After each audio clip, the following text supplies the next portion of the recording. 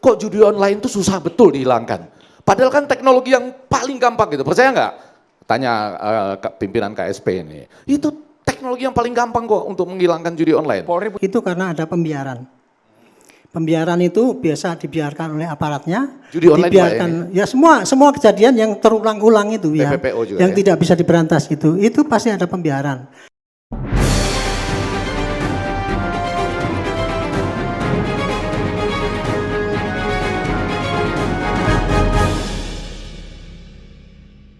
Assalamualaikum warahmatullahi wabarakatuh. Sahabat-sahabat sebangsa setanah air semuanya, semoga dalam keadaan sehat walafiat tanpa kurang suatu apapun. Apresiasi Presiden Prabowo sebanyak 13 triliun rupiah berhasil dikembalikan.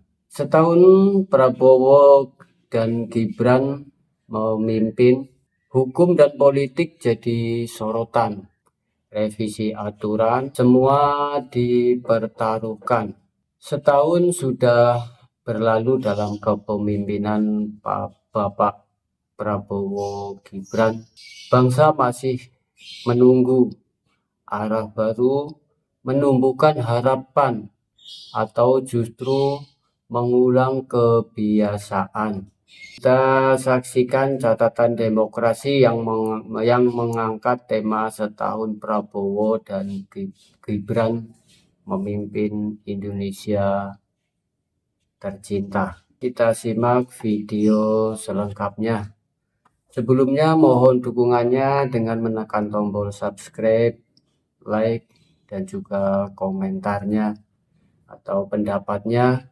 Silakan ditulis di kolom komentar. Bagi yang sudah memberikan dukungannya, saya ucapkan banyak terima kasih. Semoga berkah, dilancarkan rezekinya, dan dimudahkan segala urusannya, dan juga dikabulkan segala hajatnya. Soal metodologi yaitu mengatakan profesional dan humanis itu artinya berlatih sampai matang, sampai mampu menahan diri, sampai selesainya demo, sampai waktu siapapun yang masuk kemudian gitu loh.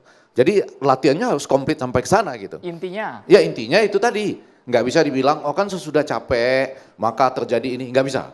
Profesional dan humanis itu latihannya termasuk mensimulasikan kalau sudah capek, kalau masuknya penyusup, kalau ini, kalau itu sudah harus ada dalam satu simulasi. Itu yang disebut profesional dan humanis. Dan saya yakin persis seperti yang Pak Arianto sampaikan, banyak teman-teman di kepolisian itu yang berpikiran baik, yang humanis pasti banyak. Tambahan catatan sedikit aja, ada yang WA saya, Pak Effendi berani nggak nanyain kapan ada pergantian pimpinan katanya. Saya cuma menyampaikan karena WA, bukan pertanyaan saya. Tambahan dua lagi, kalau ini dari saya, ada pertanyaan yaitu kok judi online itu susah betul dihilangkan. Padahal kan teknologi yang paling gampang gitu, percaya nggak? Tanya pimpinan KSP ini. Itu teknologi yang paling gampang kok untuk menghilangkan judi online. Polri punya perangkat siber ya? Wow, itu mah pitching mata, tiung, hilang. Nah ditambah lagi dengan sedikit TPPO. Kasihan betul, pada saat kita bicara ini, tidak sedikit teman-teman kita yang masih menjadi korban TPPO di Kamboja dan lain-lain itu. Masih terjadi. Pak Arianto. Pak. Yang namanya suatu kejahatan itu Pak ya, itu bisa berulang-ulang itu, dalil saya itu mengatakan itu karena ada pembiaran.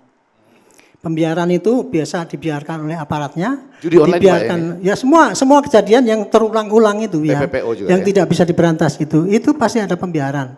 Pembiaran entah aparatnya juga membiarkan, masyarakatnya juga membiarkan, pemerintahnya juga membiarkan. Nah sekarang sudah ini kan Pak Prabowo sudah ngebrak ini, ya mudah-mudahan nanti yang seperti itu tadi praktek-praktek yang selama ini terjadi itu bisa diungkap dan polisi juga bisa ngikut-ngikutin itu. Yang namanya buku petunjuk itu, buku saku Brimob itu tebalnya 100 halaman Bu. Sabara tebalnya 100 halaman, yang saya buat itu cuma 50 halaman dulu. Sayang itu sudah detail sekali Bu, kalau menghadapi ini kamu harus bersahabat, gitu. Ada semua. Masalahnya itu ketika itu dipublikasikan belum dibaca sama anggota yang di lapangan.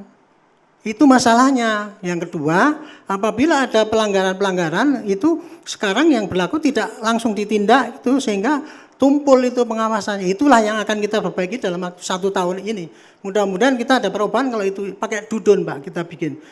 Boleh, nggak boleh, gitu aja. Sehingga anggota di lapangan mudah dan kemudian bukan berupa buku Pak. Kita masukkan dalam HP, anggota bisa tiap hari baca gitu. Kalau yang dulu enggak, yang buku saya buat itu sudah biayai AOM, sudah diedarkan seluruh polsek, sekarang dicek satu pun enggak ada yang baca.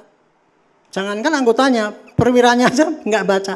Itu contohnya kayak gitu Pak. Presiden mengatakan bahwa adanya tantangan itu tidak menjadikan kita untuk berhenti, Pak Effendi. Jadi program-program tetap berjalan. Kalau terminologi dari yang amat terpelajar Ferry Juliantono tadi, ini suatu proses yang ongoing. Jadi antara praktek kebijakan publik dengan proses pembelajaran itu semuanya berjalan simultan. Dan memang saya kira realita kehidupan mengajarkan bahwa yang namanya solusi itu tidak selalu dirumuskan dan ketemu di depan. Dia ketemu di tengah jalan. Jadi kita berproses. Yang pasti adalah bahwa komitmen Presiden untuk melakukan transformasi bangsa itu sangat luar biasa, sangat kuat. Dan ini masih banyak chapter-chapter yang belum dibuka ini.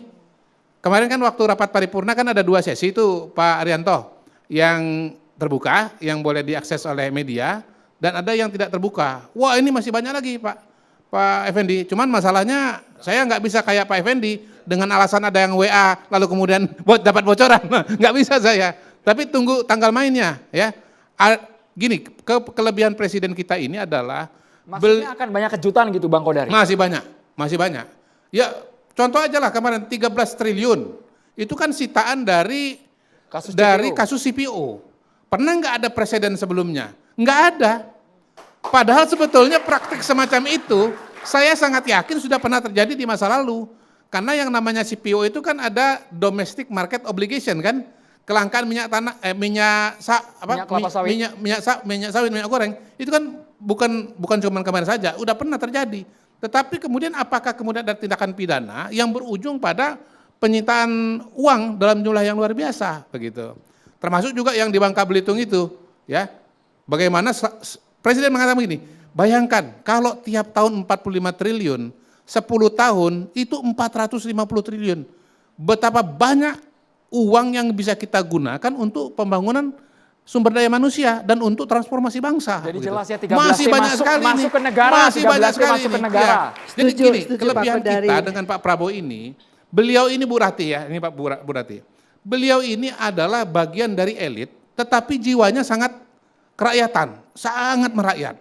Sehingga beliau itu udah paham lah istilahnya hal-hal yang bisa dikerjakan dan biasa dikerjakan oleh segelintir elit yang selama ini serakah nomik tadi, yang mencuri uang negara, yang merugikan tipu-tipu, beliau tahu. Jadi kalau sama Pak Prabowo ini nggak bisa tipu-tipu ini nanti semuanya.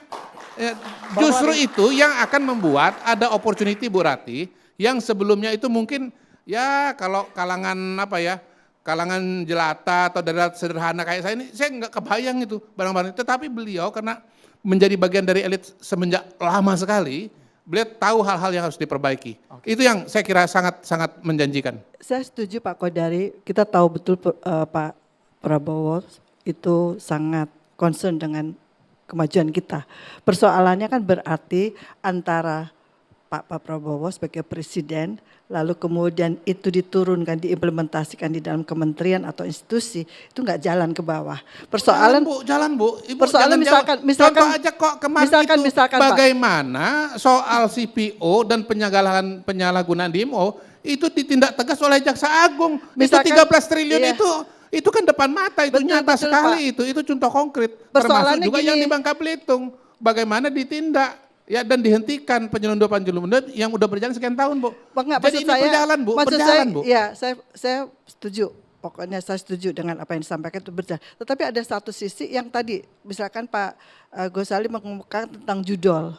Itu korbannya rakyat kecil yang bunuh diri, yang merusak. Gini aja Bu, abis ini saya akan janjian dengan Bang Effendi Ghazali, saya akan tanya resep beliau yang klik itu apa bagaimana ya. Itu kan ya, menjadi ini persoalan. konkret aja nih. Kok Saya nggak usah jauh-jauh nih Bu iya. ya. saya nanti janjian ketemu dengan Bang Effendi, apa memang semudah itu atau memang sesederhana itu, Iya. ya. Yang saya bisa katakan juga bahwa itu juga menjadi kepedulian dari Presiden. Maksudnya apakah ada pemain besar yang jadi backing gitu, Bang? Boleh saya? Ya apapun Ya, caranya. ya Kan begini, pastinya kan persoalan ada- kan ada gini yang faktor ditanya X oleh yang Bu Rati ini berpengaruh, kan bagaimana ada cara kekuasaan, menghentikannya. ada- Bagaimana cara menghentikannya.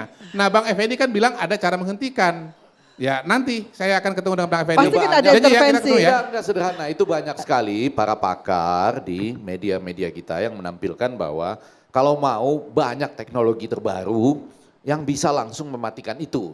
Yang terjadi di tanah air kita sementara ini dan ada fakta sebelumnya adalah ada yang melindungi kan, sehingga apa kementeriannya jadi lain namanya gitu ya. Ada di masa lalu nih Komdijol misalnya gitu ya.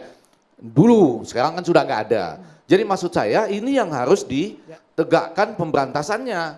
Dan kemudian ajak semua orang yang mengatakan ada teknologi terbaru, ajak ayo kita rapat bersama gitu.